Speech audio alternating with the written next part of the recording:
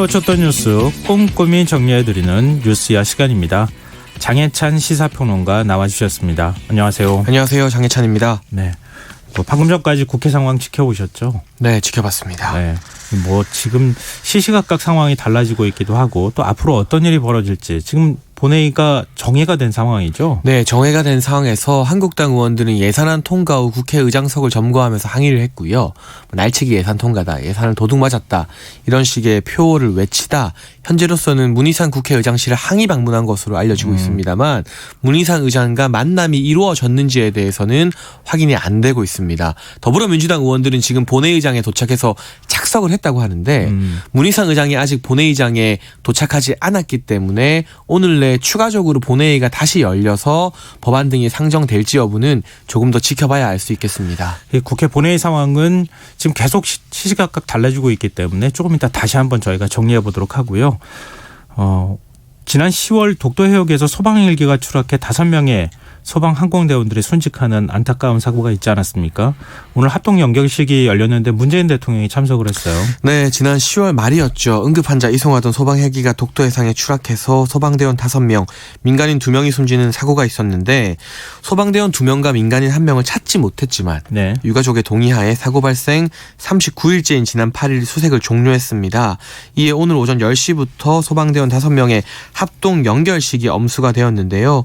문재인 대통령은 이 연결식에 참석해서 우리 국민을 위해 5대원이 망설임 없이 의무에 나섰다면서 이들의 숭고한 정신을 영원히 기리고자 한다는 추도사를 이야기했습니다. 그리고 문 대통령이 오늘 연결식에서 유가족들을 직접 위로하는 장면이 굉장히 많은 분들한테 또 감동을 주기도 했어요. 네, 또 안타까운 장면이기도 했는데 네. 그만큼 문재인 대통령은 고인들의 운구가 연결식 현장에 도착하자 유족들의 어깨에 손을 얹거나 가볍게 목례를 하는 등 위로의 뜻을 표하기도 했고요. 영정 앞에서 일일이 허리를 숙였고 이 장면을 유족들이 흐느끼면서 지켜봤습니다. 그리고 추도사를 위해 문재인 대통령이 연대로 이동하기 전에도 네. 오른편 유가족석을 바라보고 다시 한번 묵례를 했고요. 재단을 향해서도 한 차례 더 묵례를 하면서 예를 갖췄는데 현직 대통령이 이런 소방대원 합동 연결식에 참석한 것은 처음이라고 합니다. 그만큼 문재인 대통령이 이 연결식에 참석하겠다는 의지가 강했다는 게 청와대의 네. 설명인데 참 가슴 아픈 일이고요. 문재인 대통령은 이 소방관들이 국민들에게 국가 그 자체였다면서 소방관들의 안전과 행복을 지키는 것이 또 국가의 목임을 잊지 않겠다고 다짐했습니다. 한 5살쯤 됐을까요? 어린 유가족이라고 해야 되겠는데 네. 그 어린 유가족한테 문 대통령이 직접 인사하는 모습 이게 오늘 많은 이제 네티즌들 사이에서 화제가 되기도 했는데요. 문 대통령 말대로 유가족들에게 정말 위로가 됐으면 좋겠습니다. 좀 다음 뉴스로 좀 넘어가 보겠습니다. 지금 북한과 미국의 어떤 긴장 상황이 점점 높아질 수 있는 상황이 좀 되고 있는데 이런 가운데 문재인 대통령이 한중일 정상회의 참석을 위해서 오는 23일 중국을 방문할 예정이에요. 네, 24일부터 중국 쓰촨성 청두에서 열리는 한중일 정상회의에 참석하기 위해 1박 2일 일정으로 중국을 방문한다고 청와대가 발표했습니다. 제8차 한중일 정상회의 참석인데요. 사실 중국에서는 시진핑 주석이 나오는 게 아니라 리커창 국무원 총리가 나오게 됩니다. 네. 물론 이 리커창 총리의 무게감도 우리가 상당히 중량감이 있다고 표현하겠지만 추가적으로 시진핑 주석과의 만남이 성사가 된다면 네. 이 청두에서 열리는 한중일 3자 정상회담 끝나고 나서요.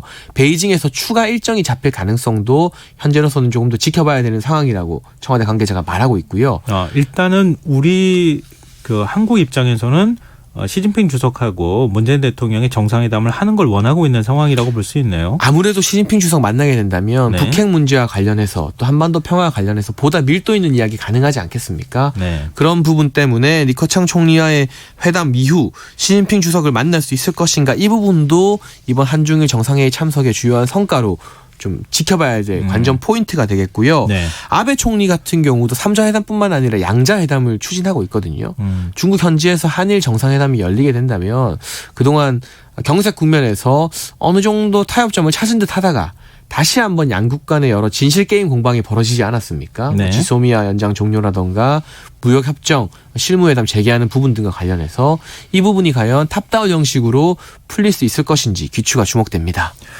그러면 시진핑 주석하고 만약에 양자 회담을 하게 된다면 아무래도 북핵 문제가 주요 화두가 될 수밖에 없는 상황인데 북측에서 지금 뭐 ICBM을 쏠 준비를 하고 있다 이런 얘기까지 나오고 있는 상황이니까 이런 부분에 있어서 문재인 대통령이 좀 적극적인 중재자 역할을 좀 할 수 있을까요? 북한은 지금 정세를 보게 된다면요. 네. 연말 이전에 미국이 전향적으로 돌아서지 않을 경우 고강도 도발을 할 것이 좀 확실해 보인다고 많은 전문가들이 예측을 하더라고요. 네. 정세현 전 통일부 장관 같은 경우도 최근 언론 인터뷰를 통해서 ICBM 고체 연료를 통해서 발사 시험할 수 있다. 이런 전망을 내놓기도 했었는데 그 부분과 관련해서 시진핑 주석이 북한을 설득할 수 있는 적임자 아니겠습니까?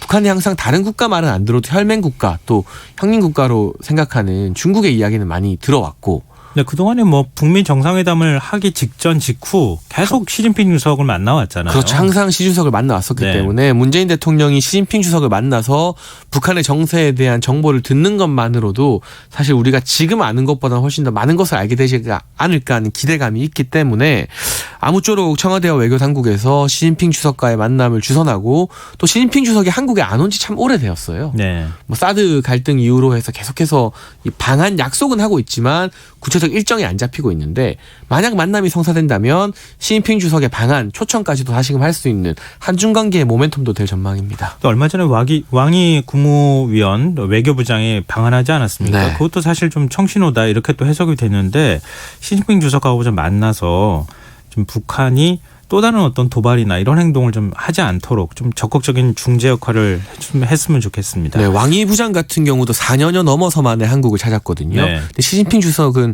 왕이 부장보다 더 안 오고 있어요. 네. 그런 만큼 이번 중국에 가서 만나면 그 만남 자체가 당장 북한의 도발을 억제할 수 있을 가능성은 낮습니다만 앞으로의 뭐 대북 관계 그리고 한반도 평화에 상당 부분 힘이 될 것은 분명합니다. 네. 그리고 또 뭐 문재인 대통령이 관계를 풀어야 할 대상이 또 일본이기도 한데요. 아베 총리와 단독 회담을 가는 방안도 지금 추진 중이라고요. 네, 그런데 이 단독 회담의 어떤 내용 그리고 네. 단독 회담의 성사 여부는 바로 직전 22일에 열리는 한일 무역 장관급 회담 결과에 따라 대화 내용이나 의제 등이 달라질 전망인데요.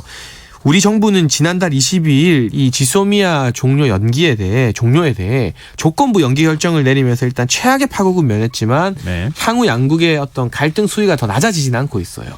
뭐 이 결정의 배경을 놓고 우리 정부가 밝힌 입장과 네. 일본 정부 관계자들이 밝힌 입장이 정반대가 됐기 때문인데 일단 외교 장관급, 무역 장관급 회담 결과에 따라서 어느 정도 이 무역 규제에 대한 전향적인 의지가 나온다면 한층 부담 없이 가볍게 아베 총리를 만나서 양국 간의 어떤 우호 관계 회복에 대해서 이야기할 수 있을 텐데 사실 실무적인 부분은 장관급 회담에서 거의 결정이 난다고 봐야 되거든요. 네. 22일에 어떤 청신호가 보이지 않는다면 일본이 여전히 이전과 변함없는 동일한 자세로 나오게 된다면 24일에 아베 총리를 만난다고 하여도 회담이 성사되어도 의제가 한 발짝 나아가기는 힘들지 않을까. 결국 22일 전초전이 어느 때보다 중요하겠습니다.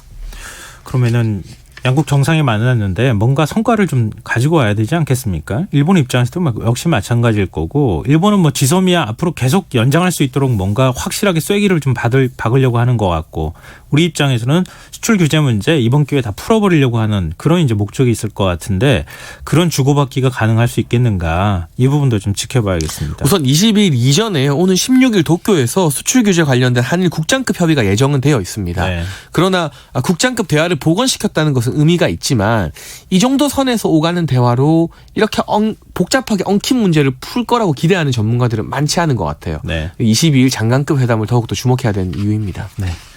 좀 화제를 좀 바꿔보겠습니다. 이제 정치 뉴스로 좀 가보죠. 오늘이 정기국회 마지막 날 아니었습니까? 이 예산안을 어떻게 처리하느냐 이 문제를 두고 지금 여야 간에 첨예하게 대립을 했었는데 일단 현재까지 상황을 다시 한 번만 좀 정리를 해 주시죠. 어제 저희가 뉴스야 시간에 더불어민주당과 자유한국당, 바른미래당 이 원내 교섭단체 3당 대표들, 간사들이 예산안 협상 밤샘 이어갈 것이라고 말씀드렸잖아요. 네. 밤샘 회의에도 불구하고 합의점을 찾는 데는 우선 실패했고요. 그렇게 되면서 더불어민주당에서는 기존의 4+1 협의체에서 만들어 놓았던 수정안이 있습니다. 네. 정부가 제출한 예산안에서 순감액으로 봤을 때 1조 2천억 원 정도 감액된 이 수정안이 있습니다. 이걸 본회의에 올려서 상정 표결하겠다는 안을 발표했어요. 그러나 문희상 의장이 중재를 합니다. 문희상 의장이 3당 원내대표를 불러서 어찌되었든 정부 예산안 교섭단체 3당이 합의하는 게 우선이다라면서 조금 더 시일을 두고 합의를 하게 하는데요. 네. 자유한국당에서는 이 예산안 표결을 하루나 이틀 정도 늦추자, 조금 더 합의를 하자는 입장이었고, 최초에 한국당은 거의 예산을 14조 정도 감액해서 499조로 만들다고 했다가 네. 이후에 5조 감액, 마지막에는 3조 감액까지 카드를 내놓았다고 합니다. 하지만 더불어민주당 입장에서는 일자리 예산이나 남북경제협력기금 예산에 대한 감액을 받아들일 수 없었고요. 합의가 결렬이 되면서 오후 8시쯤 문희상 의장 같은 경우도 3당의 토론을 중지시키고 4+1 협의체 예산안을 상정하기로 결정을 하면서 결국 본회의에 이 4+1 협의체에서 만든 이 예산안 수정안이 올라가게 되었고 표결을 거쳐서 통과가 된 겁니다. 그럼 당초 4+1 협의체가 만든 수정안이 있었고, 그리고 나중에 사실은 자유한국당이 제출했던 수정안까지 같이 올라간 거잖아요. 네. 그러니까 같이 올라가서 표결에 붙였는데 4+1 협의체에서 만든 수정안이 결국은 통과됐다. 자유한국당이 발의한 수정안 같은 경우는 정부 동의를 얻지 못했기 때문에 표결조차 거치지 않고 자동 폐기가 되었어요. 자유한국당이 제출은 해서 상정까지는 했던 거죠? 네, 제출은 했는데 예산안 같은 경우는요, 증액을 하거나 감액을 하게 되면 네. 정부 동의가 있어야 돼요. 부분적으로. 그 부분에 대해서 정부가 동의를 하지 않았고요. 한국당이 제출해서 올린 것은 499조 원 예산이었습니다. 그런데 협상 과정에서 한국당도 나름대로 499조, 이제 14조 감액이 아니라 5조 감액, 3조 감액, 순서대로 감액의 기준을 좀 낮췄지만 네. 그럼에도 불구하고 더불어민주당과 합의점을 찾는데 좀 실패했던 것 같고, 더불어민주당은 하루 이틀 더 협상을 하자는 한국당의 주장보다는 4+1 협의체가 만들어 놓은 수정안이 있으니 어떻게든 오늘 안에는 예산안을 통과시키겠다는 그런 결심을 하고 있었던 것으로 분석이 됩니다. 지금 그러면은 국회 본회의를 통과한 예산안이 1조 2천억 원 감액이 된 거잖아요. 네, 순 감액액이 그렇습니다. 근데 자유한국당은 3조 감액을 지금 얘기했다고 하잖아요. 마지막 협상 카드가 3조 감액 정도였다는 보도가 나오고 있네요. 그러면 1조 8천억을 지금 어떻게 합의하지 못해서 그랬다고 하는데, 그 서로 간에 합의가 안 되는 이유가 뭔지는 공개가 됐습니까? 네, 아무래도 이 감액 분야에 대해서 이견이 컸던 것 같은데, 네. 자유한국당 같은 경우는 총선을 앞둔 선심성 일자리 정책 예산은 감액해야 된다고 주장을 했습니다. 이른바 단기 일자리 예산 같은 경우에 대해서 감액을 적극적으로 주장했는데, 더불어민주당은 지금 고용지표가 어려운 상황이다 보니 일자리 예산 줄이는 걸 못 받아들이겠다는 입장이었고요. 남북협력기금 같은 경우도 현재 사실 북한의 도발이 예상되면서 남북관계, 북미관계 안 좋잖아요. 네. 이 상황에서 한국당은 남북협력기금을 깎자는 입장이었고, 더불어민주당은 과거 보수 정권 때에도 남북협력기금에 대해서는 거의 감액을 안 하는 관례가 있었다면서 서로 팽팽하게 대립했습니다. 이 상황에서 결국 문희상 의장도 하루를 지켜보다가 더불어민주당과 나머지 군소 야당들의 협의안으로 상정을 결단하게 되면서 4+1 협의체의 안이 올라가게 된 겁니다. 제가 왜 그 1조 8천억이 서로 간에 줄이지 못했느냐, 이제 이걸 좀 여쭤봤냐면은, 민주당이나 지금 뭐 나머지 야사당 같은 경우에 자유한국당이 예산안을 지금 볼모로 잡고 지연 전략을 펴는 것 아니냐, 이런 의심을 지금 했던 거 아닌가, 이런 생각도 좀 들거든요. 그러니까 이를테면 한국당 주장대로 하루 내지 이틀 정도 더 회의를 하게 된다면 네. 임시회의로 넘어가는 거잖아요. 그만큼 한국당 입장에서는 연말까지 본인들이 주도권을 잡을 수 있는 시간이 조금 더 생기는 셈이고, 특히 선거법 같은 경우는 12월 내에 반드시 처리를 해야 된다. 특히나 더불어민주당이나 나머지 야당들은 12월 17일을 좀 마지노선으로 보고 있는 것 같아요. 선거구 획정 문제 등이 있기 때문에. 네. 그렇기 때문에 시간을 끌수록 한국당에 유리하다는 그런 판단을 하게 된 것 같고요. 따라서 다소간의 무리가 있고, 사실 제1야당이 참여하지 않은 예산안 통과시키는 게 정치적으로 간단한 일은 아닙니다. 네. 그럼에도 불구하고 본회의 회기 중인 오늘 반드시 통과를 시키겠다는 의지가 처음부터 강했던 것으로 보이네요. 근데 제가 기억하기로는 박근혜 정부 시절이었나요? 이 지금 그 예산안 자동 부의 제도 때문에 정부 원안이 그냥 다 예산안에 본회의에 그냥 상정이 돼가지고 그냥 처리가 돼버렸던 적도 있었던 걸로 기억하거든요. 그럴 때마다 항상 야당은 이제 날치기 예산 네. 통과다라고 비판의 목소리를 높이기 때문에 법적으로 가능한 절차를 밟은 거지만 정치적 부담이 없지는 않은 일이죠. 그렇죠. 네. 네.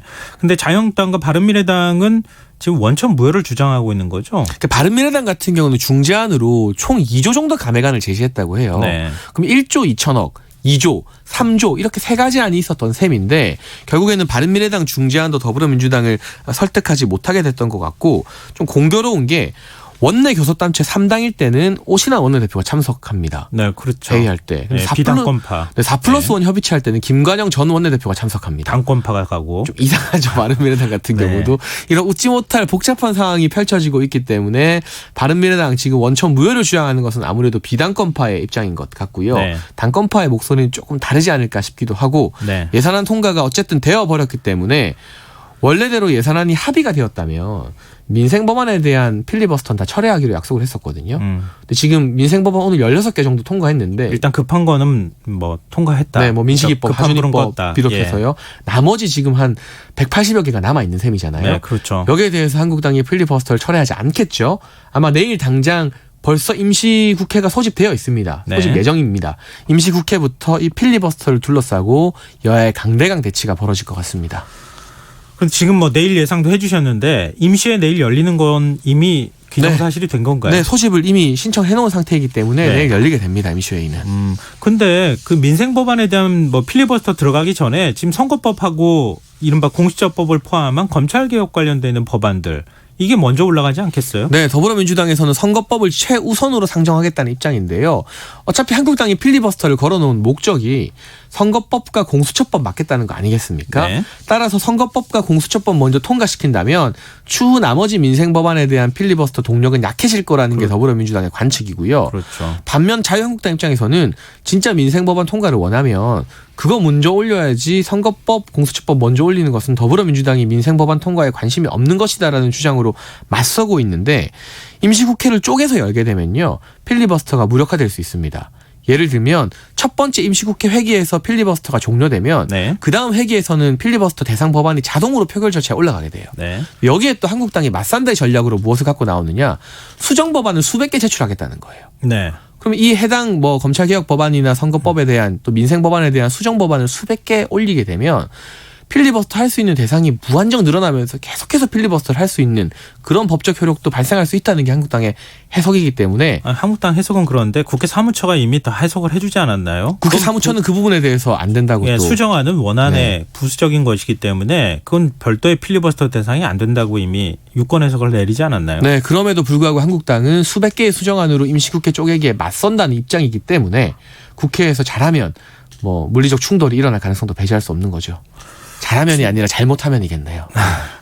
지금 문희상 국회의장실에 뭐 자유한국당 의원들이 항의 방문을 했다고 하는데 좀 문희상 국회의장을 어떻게 붙들어 놓을 방법을 자유한국당 의원들이 강구를 한다거나 물리적으로 막을 가능성도 없지 않아 보이거든요. 만약에 문 의장이 국회 본회의나 임시회의 주재하지 않으면 여러 가지 법안 상정이나 표결 등이 어려워지는 것인데 자유한국당 의원들 이쯤에서 떠오르는 장면이 하나 있을 겁니다. 바른미래당 최이배 의원실에 뭐 감금 했다는 표현을 써도 되겠죠. 네. 검찰 수사 물망에 올라와 있습니다. 물론 아직 소환 조사에 응한 의원들은 거의 없는데요. 나경원 원내대표 정도 제외하면 문희상 국회의장을 강제로 의장실에서 빠져나가지 못하게 막는다면 네. 이건 최이배 의원 의원실 감금한 것과는 차원이 다른 정치적 문제가 되는 것이거든요. 네. 가뜩이나 지금 패스트트랙 수사에 대해서 부담감을 느끼고 있기 때문에 그런 방식의 물리력 동원이 가능할까? 제가 봤을 때 만약 물리력을 동원한다면 뭐 패스트트랙 관련해서 필리버스터 사실 임시회의가 끝나면 못하게 되어 있는데 지속적으로 본인들은 수정안을 냈으니 다시 필리버스터를 하겠다면서 단상을 점거해서 필리버스터를 하는 방향의 그런 식의 물리적 충돌이 있을 수 있을 것 같고요. 그때 국회의장이 질서유지권을 발동시킬 수 있을 것이냐. 네. 사실 질서유지권 발동도 법적인 절차라 해서 무조건 쓸 수 있는 건 아닙니다. 정치적 부담이 상당하고 어쨌든 야당 의원들이 본인들의 유권 해석을 바탕으로 필리버스터를 하겠다고 계속 단상을 지키고 있을 때 네. 국회 경호처 직원들 동원해서 끌어내는 장면이 보여지게 되면 국민 여론이 또 들끓을 수 있는 부분이라서요. 어떤 식으로 타협점을 찾아가게 될지 참 미지수라는 표현밖에는 현재로서 못 쓰겠네요. 점점 더 아마 격화될 가능성이 높아진다. 또 돌출적인 어떤 상황이 벌어지지 않을까 하는 우려가 좀 되고 있는 상황인데요. 지금 이제 자유한국당 입장에서는 지금 패스트트랙 충돌 사건과 관련한 검찰 수사를 받는 것 이것도 굉장히 큰 정치적 부담 아니겠습니까? 그런데 자유한국당 신임 정책위원장으로 뽑힌 김재원 의원이 국회법을 이 문제와 관련해서 개정하는 걸 발의하겠다 뭐 이런 얘기를 했어요. 뭐 개정안 발의를 한다고 하는데요. 그게 얼마나 실효성이 있을지는 조금 더 지켜봐야 될 것 같고 지금 한국당 입장에서는 오늘 예산안이 통과된 것 자체가 일단은 수싸움에서 한번 밀린 셈입니다. 사실 문희상 의장 같은 경우도 오후까지만 해도 3당 간의 합의가 필요하다는 입장을 밝혔기 때문에 네. 그 부분을 자유한국당이 좀 믿고 있었던 것 같아요. 네. 원내대표 신임 지도부가 들어서서 첫 번째 전략 수싸움에서 밀린 부분이기 때문에 나머지 법안 수정안이나 또는 필리버스터 등 모든 문제가 결국에는 이제 선거법과 공수처법을 어떻게 막아낼 것인가로 귀결이 되는데 오늘 아마 밤샘 우총이나 단체 행동을 통해서 그 전략을 먼저 짜지 않을까 싶습니다. 네. 지금 여러분께서는 KBS 라디오 김성환의 시사회와 함께하고 계십니다. 계속해서 뉴스야 이어가겠습니다. 지금 뭐 오늘 상황하고 앞으로 전망까지 정리를 좀 해드렸는데 오늘 본회의에서 통과가 된 비쟁점 법안, 이 민생 법안들이 어떤 게 있는지 이것도 좀 청취자분들께 알려드려야 되지 않겠어요? 뭐 우선 첫 번째 안건으로는 이제 양정순 국가인권위원회 위원 선출안이 상정 처리가 되었는데요. 네. 이건 인사 안건이기 때문에 필리버스터 신청 대상이 아니라는 문희상 의장의 판단이 있었고요. 국민 여러분 가장 관심을 가질 만한 부분은 어린이 교통안전 강화를 위한 민식이법과 하준이법일 겁니다. 민식이법은 특정 범죄 가중처벌 등에 관한 법률 개정안, 도로교통법 개정안 등 두 건으로 이 스쿨존이라고 하는 어린이 보호구역에 과속 단속 카메라 설치 의무화하고 스쿨존 내 사망사고 가해자를 가중처벌하는 것을 골자로 하고 있습니다. 또 하준이법은 경사진 주차장에 미끄럼 방지를 위한 고인목 등을 설치하도록 한 주차장법 개정안인데요. 네. 과거 연식의 차량 같은 경우 경사로에서 미끄러져서 어린이들이 사고를 당하는 경우가 왕왕 발생하기 때문에 네. 그에 대한 안전수칙을 강화한 겁니다. 또 청해부대와 아크부대의 파병 연장안, 또 각종 국제협약 비준 동의안 등 12건이 함께 상정 처리가 되었습니다. 김민식 군 부모님이 법안 통과에 대한 소회를 밝히기도 했죠. 네, 민식이 아버님인 김태양 씨는 오늘 오전 국회에서 민식이법 통과 뒤 기자들과 만나서요. 법안 통과하려 했던 이유는 아이들이 조금이나마 안전하게 또 다치거나 숨지는 경우가 없으면 하는 마음으로 시작했다면서 민식이법의 영향력으로 앞으로도 다치는 아이들이 없으면 좋겠다고 했고요. 어린이 생명안전법안 5개 중에 현재 민식이법과 하준이법만 통과가 됐다면서 나머지 법안도 아이들 안전에 꼭 필요한 법인 만큼 20대 국회 남은 기간 중 하루빨리 통과되면 좋겠다고 당부를 했습니다. 이게 끝이 아니라는 얘기죠. 2개 법안만 지금 통과가 된 거고 나머지 3개 법안이 아직도 남아있는 상황인데 법안 심사도 다 마치지 못한 이런 상황이다. 이것도 우리가 좀 기억해야겠습니다. 정치권 소식을 굉장히 좀 오래 했는데요. 다음 뉴스 좀 넘어가 보겠습니다. 셀러리맨 신하라고도 불렸던 김우중 전 대우그룹 회장이 별세했어요. 네, 김우중 전 회장이 어제 숙한으로 별세했습니다. 향년 83세였는데요. 지난 1년 동안은 알츠하이머를 겪는 등 건강이 상당히 안 좋은 상태였다고 합니다. 네. 아주대 병원에서 지금 장례가 진행되고 있고 가족장으로 3일에 걸쳐서 비교적 소박하게 장례 절차 진행된다고 하는데 네. 공과가 있죠, 사실.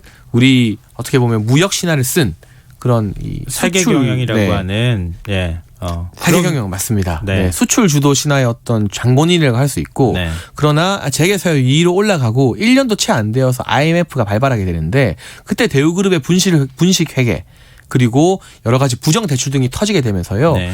김우중 전 회장 앞으로 국가 추징금이 17조 원 가까이 남아 있어요. 17조 9천억 원이 지금 네. 남아있는 상황이죠. 정말 어마어마한 액수고 네. 그 당시에 대우그룹 임원들에게 이 추징금이 이전된다고는 합니다만 실제로 환수할 방법은 거의 남아있지 않다고 하고 세금 체납액도 수백억 원대입니다. 어쨌든 한국 현대사에 있어서 수출 경기, 무역 경기를 일으켰던 장본인임 동시에 IMF로 상징되는 어떤 국가 부도 위기에서 또 이 위기를 일으킨 어떻게 보면 좀 주범으로 한 사람으로 또 지목되기도 하는 등 공과가 다르게 평가받고 있습니다.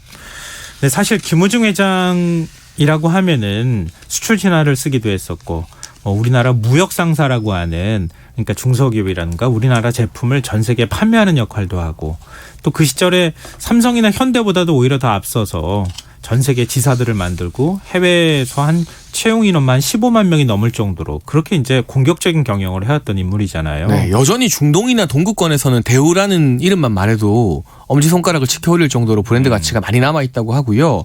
88 서울올림픽 현대 정주영 회장의 공이 크다고 알려지고 있지만 네. 동구권에서 우리나라에게 표를 좀 던지는 데는 대우의 힘이 또 컸다는 소문도 있고 제가 꼭 하나 말씀드리고 싶은 건 이 네. 대우그룹이 우리나라 대기업 문화를 선도적으로 바꾼 데 큰 기여한 게요.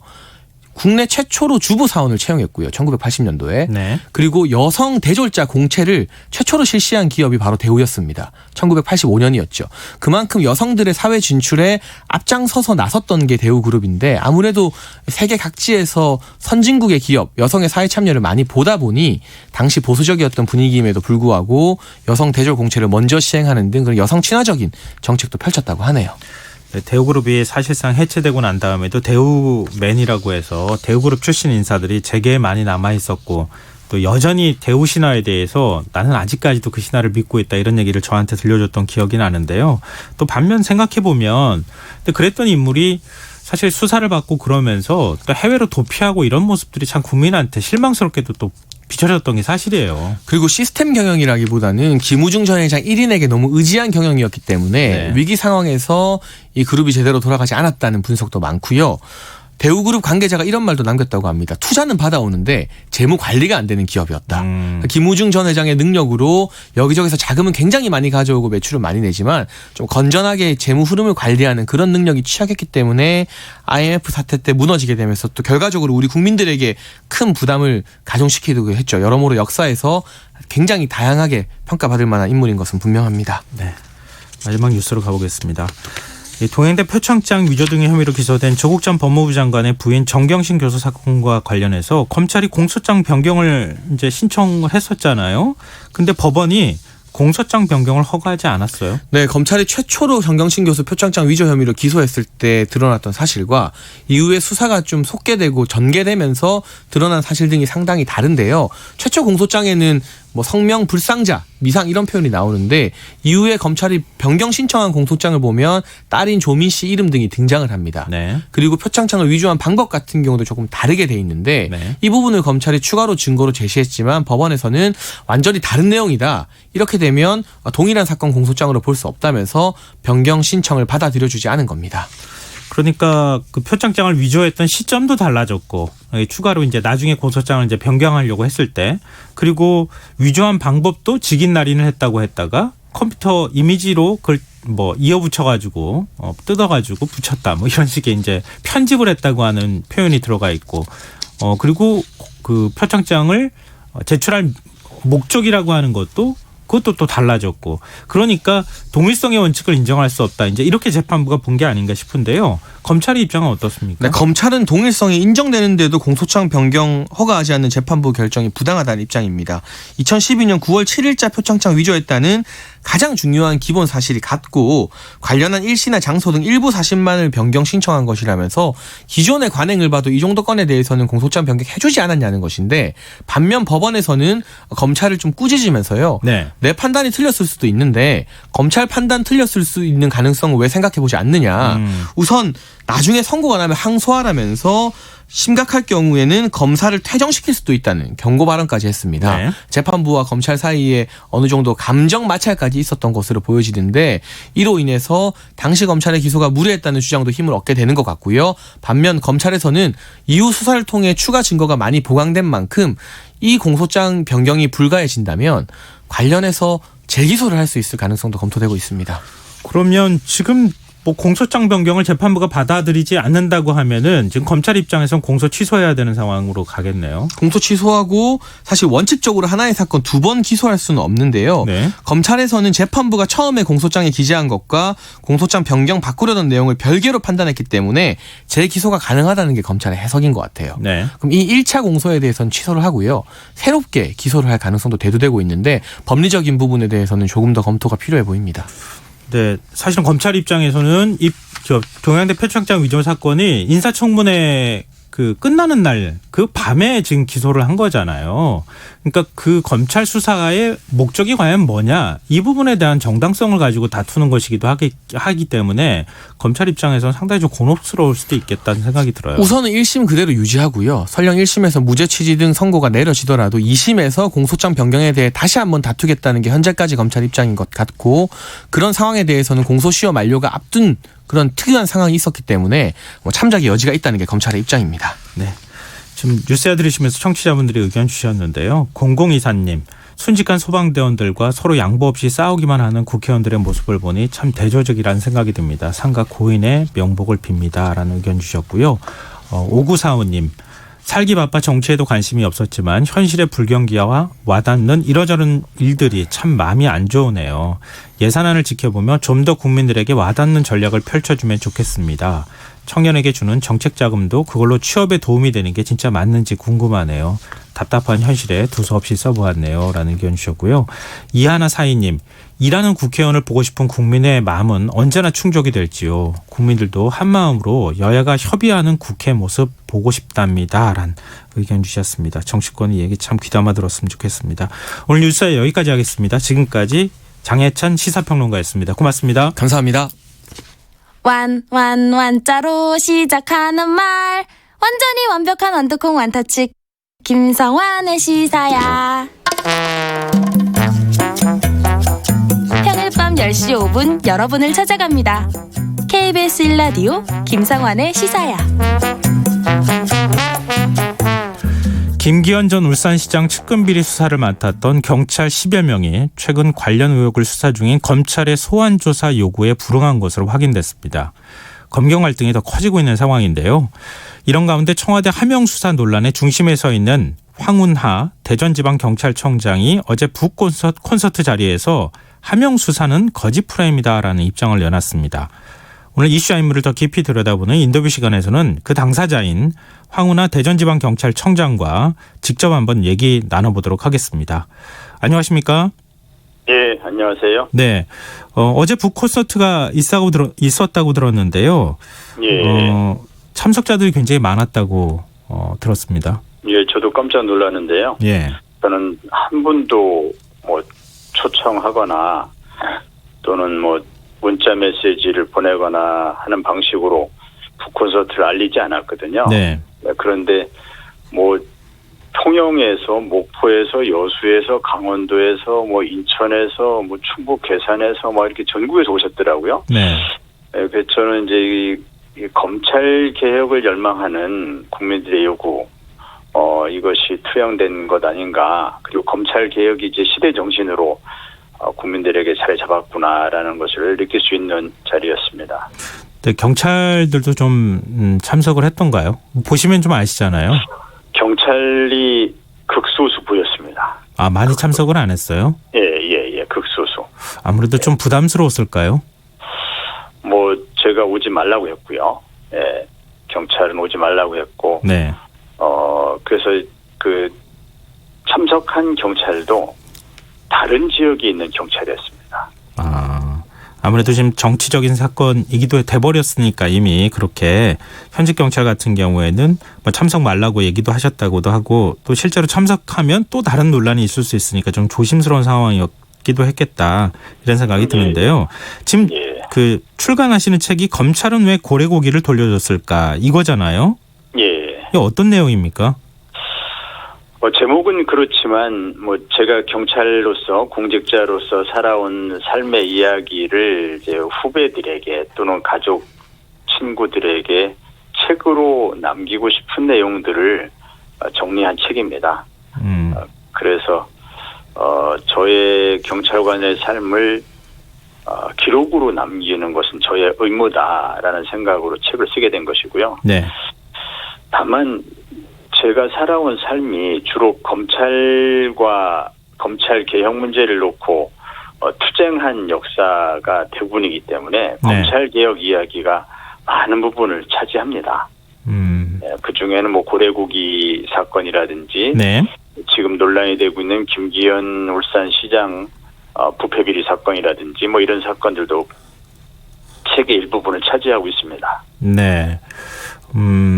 지금 그 어제 북콘서트 자리에 선관위 직원들이 나갔었다 이런 얘기도 있거든요. 선거법 위반 아니냐? 예. 선관위 직원들은 뭐 제가 나오라고 했고요. 아, 직접 나오라고 하셨어요? 예. 뭐 제가 선거에 나가니 어쩌니 하는 보도가 있었기 때문에 앞으로 어떻게 될지 모르겠지만 선관위 직원들은 이런 행사 때는 나옵니다. 의뢰 나오고요. 저도 나오라고 요청을 했고요. 의뢰 항상 나옵니다. 선거법 위반의 가능성이 있거나 위반이 좀 그러니까 위반이라고 판단해서 나오는 것이 아니라 이런 행사 때는 나옵니다. 그래서 선관위 직원들이 나왔다고 그래서 이것이 선거법 위반 가능성이 있기 때문에 나온 것이 아니고 출판 기념회 때는 의뢰 선관위 직원들이 나옵니다. 기존 정치인들 출판 기념회 때도. 왜냐하면 출판 기념회에서 선거법상 금지되는 사항이 있고 허용되는 사항이 있습니다.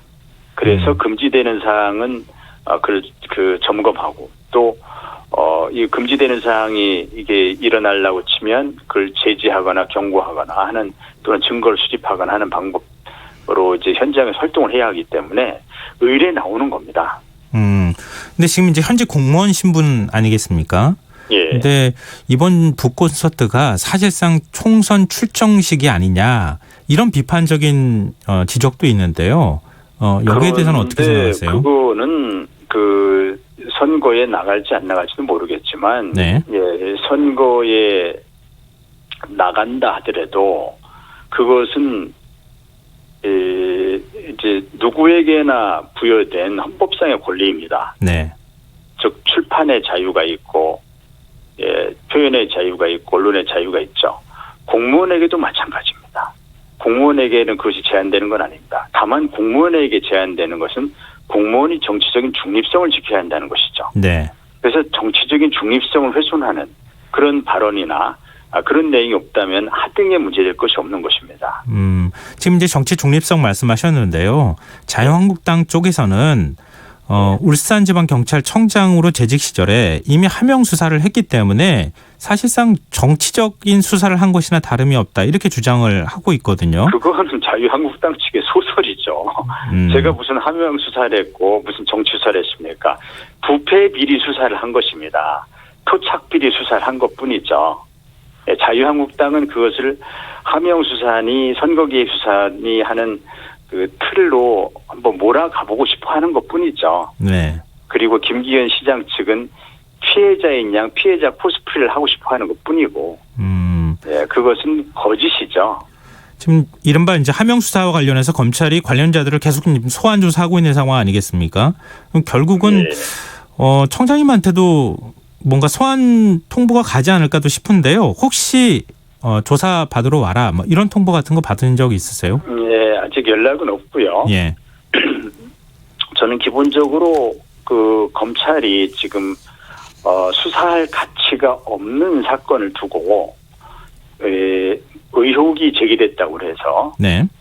의혹이 제기됐다고 해서 막연한 의심을 가지고 수사할 가치가 없는 사건을 두고 수사권을 남용하고 있다 이런 시각으로 바라보고 있습니다. 따라서 네. 저를 포함해서 소환할 이유가 없죠. 이유가 없는데 그러나 그럼에도 불구하고 소환한다면 저는 응하겠다. 네. 응하겠다. 기꺼이 응하겠다. 그것은 제가 어디에선가도 한 밝힌 적이 있는데 네. 소크라테스가 터무니없는 고소를 당해서 아테네 법정에 설 때도 그때도 그 법정에 서서 아테네 시민을 일깨우기 위해서 법정에 쓴 것이었거든요. 네. 제가 소크라테스 비유하니까 어떤 분은 그래서 독배를 마시겠다는 거냐 이러는데 전 독배를 마실 이유는 하등의 이유가 없고요. 네. 독배를 마시겠다는 것이 아니라 검찰의 출석 요구에 응해서 검찰이 왜 수사권을 남용하고 있는 것인지 검찰이 머릿속에 그려놓은 그림이 왜 잘못된 것인지 네. 이걸 일깨워 주기 위해서 가는 겁니다. 그럼 지금 검찰이 이제 수사하고 있는 방향을 동의하고 있지 못하신 건데 당시에 이제 수사를 책임졌던 당사자이기도 하시지 않습니까? 예. 근데 검찰 수사의 가장 큰 문제가 뭐라고 보시는지 그때 수사가 검찰이 이첩한 첩보가 울산경찰청에도 내려갔다는 거잖아요. 그러니까 지켜보는 입장에서는 이거 하명 아니냐 이런 의혹을 살 수도 있는 상황 아닌가요? 아니 정상적인 첩보 처리 과정이죠. 범죄 첩보가 청와대 권력이 센 청와대 민정으로 범죄 첩보가 가는 건 당연하지 않습니까? 네. 그다음에 청와대가 그것이 범죄 첩보가 들어왔으면은 경찰청이나 검찰로 이첩하는 게 당연한 절차입니다. 검찰도 허구한 날 청와대로부터 이첩받아서 그 논리대로 하명 수사를 지금까지 해왔습니다. 네. 지금까지 진행했던 적폐 수사가 다 대부분이 청와대에서 이첩된 겁니다. 그게 다 하명 수사입니다. 정상적인 업무 처리입니다. 그래서 경찰청에서 울산청으로 보냈어요. 이게 어디가 부자연스럽습니까? 정상적인 절차입니다. 네, 지극히 정상적인 절차를 하명 수사라는 프레임을 씌워놓고 국민들 혼란스럽게 만드는 것이죠. 또 혹시요 당시에 수사할 때 검찰의 수사지 받으셨습니까? 검사의 수사지는 항상 이루어지는 것이 아니고, 네. 경찰이 이제 영장을 신청한다든지 할 때 검사들이 이제 수사주의라는 이름으로 수사에 개입을 하게 되죠. 네. 예. 왜 이걸 여쭙냐 하면은 당시에 경찰이 그 김기현 전 시장의 형과 동생에 대해서 압수수색 영장 신청한 거 그거 검찰이 다 기각했다. 이런 수사를 방해했죠. 검찰이 수사 지휘권을 이용해서 네. 압수수색 영장 등을 기각하고 이후에 경찰이 수사 결과를 검찰에 송치한 이후에는 네. 불기소라는 결론을 내려놓고 그쪽으로 몰아가는 방향으로 수사 지휘를 했어요. 즉 변호인의 의견을 일방적으로 받아들이고 네. 경찰이 제시한 유죄의 증거는 이유 없이 무시하고 네. 불기소라는 결론을 미리 내려놓고 그쪽으로 짜 맞추어가는 그런 수사지, 그러한 경찰에 대한 보완 수사 요구, 경찰의 수사 의견의 변경 요구, 네. 이런 그 무리한 수사지를 했죠. 그래서 경찰이 그때 따르지 않았죠. 그러면은 황 총장님 말씀대로 하자면 2017년 10월부터 지역 토착 비리로 수사를 하기 시작했고 그리고 2018년 1월에 고발 사건도 있었기 때문에 그 건설업자 김모 씨라는 사람 그리고 이제 비서실장 관련되어 있는 첩보도 이첩이 된 상황이라서 수사를 하는 상황인데 검찰이 수사를 방해했고 결국은 무혐의 처분을 내렸다 이런 건데요. 검찰이 그렇죠. 그렇게 할 이유가 있을까요? 그럼요. 예, 검찰이 그렇게 할 이유는 굉장히 네. 아니. 여보세요? 아니 선거개입. 네. 네. 이 사건의 본질이 하명 수사나 선거개입 수사가 아니라 네.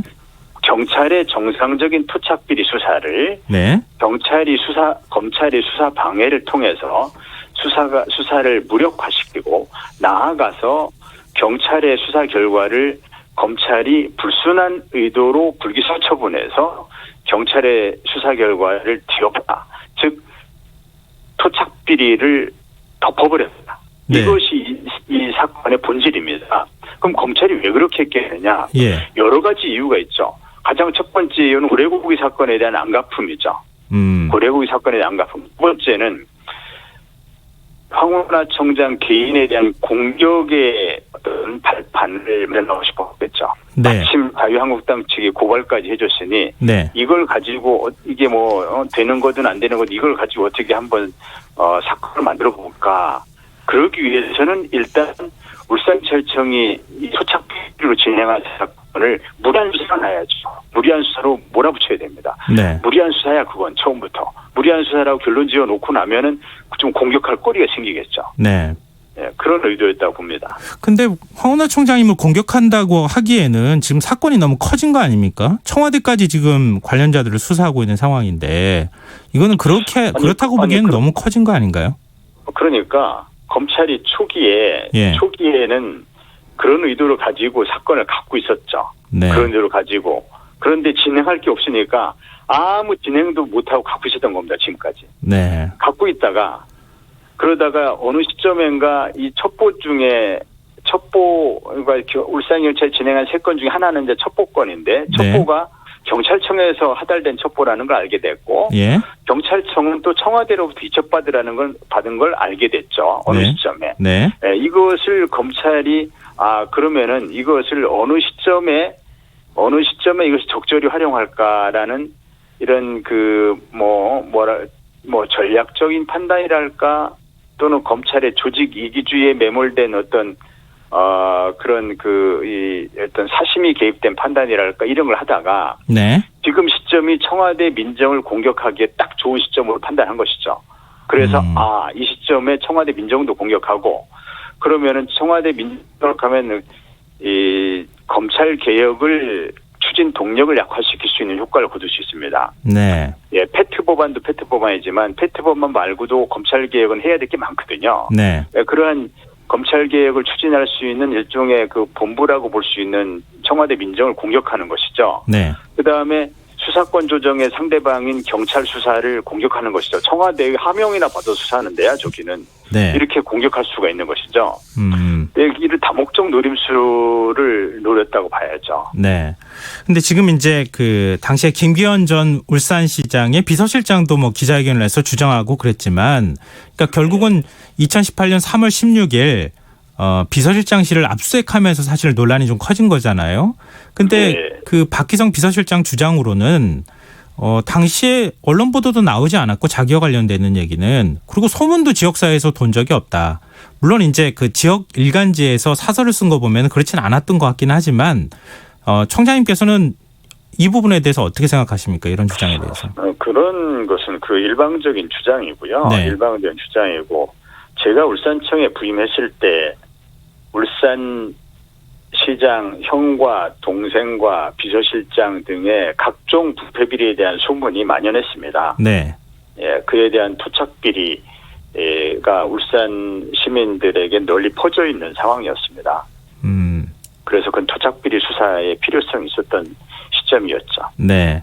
그리고 이제 검찰이 수사하는 것을, 이렇게 이제 사건이 커진 그 중심에 황 총장님이 있다, 이제 이런 얘기를 아까 해주셨는데, 이 고래고기 환부 사건 때문에 이제 결국은 검경 갈등이 시작됐다는 거 아닙니까? 근데 고래고기 환부 사건이 왜 그렇게 검찰하고 경찰 사이에서 서로 갈등을 일으킬 만한 이유가 됐던 겁니까? 그게 바로 지금의 검찰 제도가 얼마나 잘못된 제도인가를 단적으로 보여준 사례거든요. 예. 예, 검찰이 돌려줘서는 안 되는 고래고기, 경찰이 적법하게 압수한 고래고기를 정당한 이유 없이 업자들에게 시가 30억 상당의 고래고기를 돌려줬거든요. 네. 예, 이건 그 부패 비리의 의혹이 대단히 짙은 사건이죠. 그럼 마땅히 경찰은 조사를 해봐야죠. 그런데 검사라고 수사에 응하지 않습니다. 그리고 경찰이 진상을 규명하는 데 필요한 압수수색 영장을 신청하면 검찰은 압수수색 영장을 청구하지 않고 기각해버립니다. 검찰은 법 위에 군림합니까? 검찰은 법 앞에 평등의 예외적 존재입니까? 어떤 부패비를 저지르고도 수사를 안 받으려고 해요. 이게 검찰개혁의 필요성을 단적으로 설명해주는 사례가 되는 것이죠. 그러니까 정관인 검찰 출신의 변호사가 또 변호를 했었고, 그리고 이제 현직 검사하고도 관련이 있다. 그래서 이제 경찰이 수사하려고 했는데 검찰이 수사를 못하게 했다. 그러면서 갈등이 생겼다. 이제 이 말씀이잖아요. 그렇죠. 예. 그게 이제 두고두고 남아가지고 결국은 이제 황 총장님 수사로까지 그렇게 이어졌다, 이 말씀이신데, 그 시점이 너무 2016년 일이잖아요, 이거는. 고래고기를 제가 수사한 건 2017년 그 9월경이고요. 네. 예. 그 울산지검과의 갈등이 그 후에 계속됐습니다. 즉 울산시장 부패비리 사건, 이 사건이 진행될 때도 고래고기 사건으로 인한 갈등은 계속되는 시점이었죠. 그 시점하고 같이 겹쳐가지고 결국은 계속됐었죠. 예. 네. 지금까지도 그 갈등은 계속되고 있죠. 그리고 이 부분이 좀 궁금한데요. 황 총장님이 당시에 이제 그 비서실장실 압수수색했을 때 3월에 최대한 수사를 선거에 영향을 안 주기 위해서 빨리 끝냈으면 좋겠다, 이렇게 얘기를 했는데, 김기현 전 시장이 형과 동생이 도피를 하지 않았습니까? 예, 그렇죠. 그러니까 왜 선거에 빨리 그 선거가 시작되는데 영향을 미치지 않기 위해서는 빨리 경찰 수사에 협조를 해야 되는 상황이었는데, 그렇죠. 도피를 한 그 이유가 뭐라고 보세요? 그게 상식적으로 좀 이해가 안 되는데요. 아니, 지금 정확하게 말씀하셨네요. 네. 예. 이게 김기현 전 시장의 형과 동생이 도피했었거든요. 네. 그리고 처 이종우 사촌도 도피했었고요. 예, 그리고 경찰은 그 단순 도피로 보지 않습니다. 예, 즉 조직적인 이제 범죄 은폐로 보는 것이죠. 왜냐하면 굉장히 치밀하게 도피했거든요. 어떻게 치밀하게요? 뭐 이거 설명하자면 굉장히 길은데요. 누군가가 조직적으로 도움을 주는 겁니다. 네. 예. 그런 걸 자세히 얘기하자면 시간이 부족한데, 네. 예, 이 도피 과정을 보면은 누군가의 도움이 많이 있습니다. 그거는 이제 강한 의심이 들죠. 누가 이 사람들을 도피하게 도와주는가? 누구겠습니까? 이 진실이 밝혀진 불리한 쪽 아니겠습니까? 네. 그럼 김기현 전 시장이란 말씀이세요? 당연한 말씀이죠. 당연한 추론이죠. 합리적인 추론이죠. 그래서 도피 끝에 체포되기도 하고, 도피 끝에 뭐 물론 자수한 경우도 있지만, 견디다 못해 자수한 경우도 있지만, 이 수사를 조기에 종결을 빨리 협조를 하려면 네. 출석을 시켰어야죠. 네, 출석을 안 시키고 도피시켰습니다. 네, 알겠습니다. 이 지금 시간이 많이 남지 않아서 이 질문을 끝으로 해서 좀 인터뷰를 끝내야 될 것 같습니다. 네, 오늘 말씀 고맙습니다. 네, 감사합니다. 네, 지금까지 황운하 대전지방경찰청장과 함께했습니다. KBS 라디오 김성환의 시사야 1부 순서는 여기서 마무리하겠습니다. 저는 11시 5분 2부에 다시 찾아오겠습니다.